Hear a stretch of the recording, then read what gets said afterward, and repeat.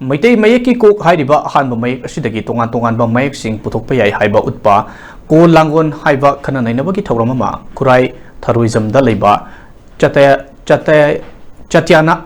theater da pangthokre tonganba miyo kyana saru yaduna pangthokiba thoramadu da kok hairiba chakhai tareta saba mayek ashidagi matau kramna atopa longi mayek sing puthokpa yaribano haibadu utkhi amadi thauram asiga mari leinana mayek sing asiba puthokliba Meitei mayekki scholar Robin Nomaitem na haikibada ko langon hairiba si kok hairiba mayek asigi manungda kari yauri haibadu mahakna matam kuirabagi mamangdagi nainaduna laglaba matung miyamda khanganbagi matam yaure khanduna thauram asi lamdam asigi tongan mafum kayada chatuna pangthokpa horakhibani hojik fawbagi oina kok hairiba mayek asidagi bengali amadi english yauna mayek taret lom puthokpa ngamle matam sanglabasu mayek asidagi malemda sijanariba mayek ayamba puthokpa yagani haibagi thajaba lei haiba wafam sing phongdokhi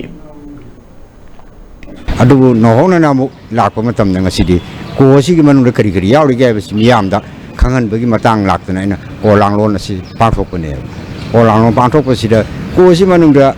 yauri mi ba mayam si miyamda khangan bada masi mathok tabara haibagi agi pukningda achetpaga thajabaga loina nei function asi matang mafam kya mukta chatna tawge nei khawrukpamni adu ena ngamagadi mafam chata ga ina mipung kudi makta aibo